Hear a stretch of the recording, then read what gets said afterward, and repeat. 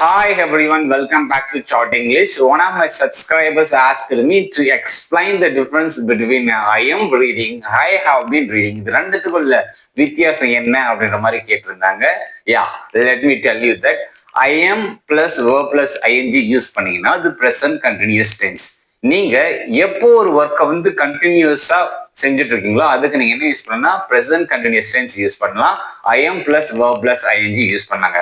For example நான் படிச்சுட்டு இருக்கேன் அப்படின்னா ஐ எம் ரீடிங் நவ் அப்படின்னு சொல்லலாம். அதுவே நான் நின்றுட்டு இருக்கேன்னா ஐ எம் ஸ்டாண்டிங்.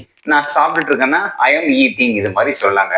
அதுவே ஒரு ஆக்ஷன் வந்து பாஸ்ட்ல ஸ்டார்ட் ஆகி பிரசன்ட் வரைக்கும் நடந்துட்டு இருக்குன்னா நீங்க I have been present perfect continuous tense சொல்லுவோம்.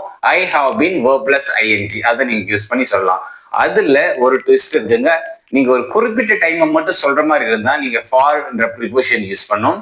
அதுவே ஒரு குறிப்பிட்ட டைம்ல ஸ்டார்ட் ஆகி அது இப்போ வரைக்கும் நடந்துட்டு இருக்கு அப்படின்னா அதுக்கு நீங்க சின்ஸ் யூஸ் பண்ணுங்க. ஃபார் எக்ஸாம்பிள், நான் 9 o'clockல இருந்து இப்போ வரைக்கும் நின்றுட்டு இருக்கேன் அப்படின்றது அப்படின்னு சொல்றதா இருந்தா ஐ have been standing since 9 o'clock அப்படின்னு சொல்லணும்.